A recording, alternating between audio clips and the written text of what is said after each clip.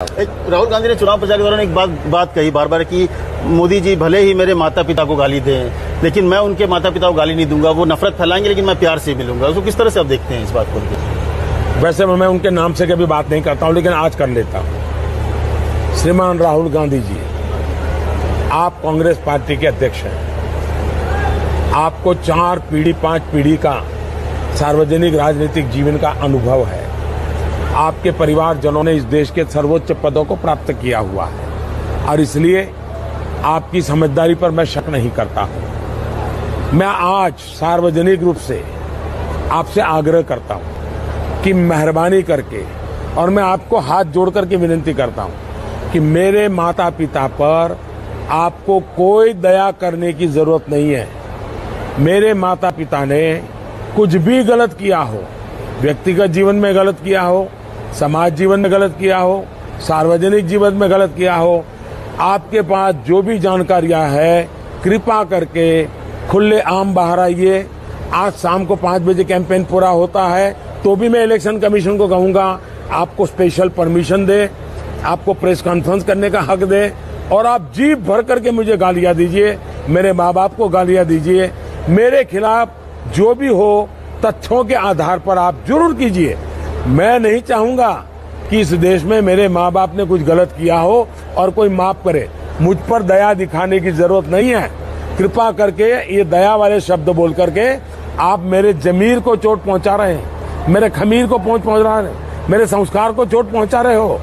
आपको शोभा नहीं देता है। लेकिन अभी भी कहता हूं कि मेरे माता पिता ने कुछ भी गलत किया हो, कुछ भी बुरा किया हो, हाँ उन्होंने मुझे जन्म दिया, वो अगर उनकी बड़ी गलती है तो आप मुझ पर जो चाहे वो जुल्म कर सकते हो।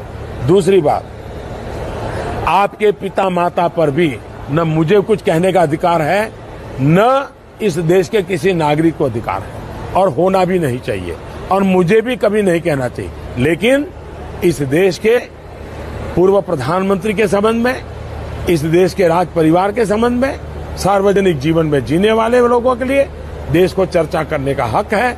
मेरे बाद 100 साल के बाद भी इस देश को मोदी पर चर्चा करने का हक है, पूरा हक है। यह देश उदारवादी है, सदियों से उदार विचार विमर्श करके देश बना है। आज भी हमारे देश में राम भक्तों की फौज है, तो राम ने किए हुए कामों का विवाद विवेचना करने वाले लोग भी गर्व के साथ कर सकते हैं। आज भी हमारे देश में भगवान कृष्ण के काम की चर्चा, वाद और विवाद देश खुलेआम कर सकता है और करने वालों का सम्मान होता है। आज भी हमारे देश में ऋणम कृत्वा धृतम पिबेत, संस्कृत शायद आपको समझ नहीं आएगा राहुल जी। हमारे देश में एक ऐसे व्यक्ति हुए जो मार्क्सवाद से भी पहले उस विचारधारा को रिप्रेजेंट करते थे। वो कहते थे ऋणम कृत्वा धृतम पिबेत, कर्ज करो घी पियो, मरने के बाद किसने देखा है। उसको भी मेरे देश ने ऋषि माना है, चारवाक को ऋषि कहा है। ये मेरे देश की विशेषता है, उदारता हमारे देश की विशेषता है और इसलिए राम की टीका हो सकती है तो मोदी प्रधानमंत्री हैं। 5 साल के बाद, 10 साल के बाद, 50 साल के बाद किसी को भी इस प्रधानमंत्री के पद के दरमियान मेरे कार्यकाल का चर्चा करने का, विवाद करने का, विरोध करने का पूरा हक है। फिर कहता हूं, कृपा करके आप जल्दी से जल्दी बाहर आइए। मेरे माँ बाप के विषय में आपके पास जो जानकारियां हैं देश के सामने रखिए।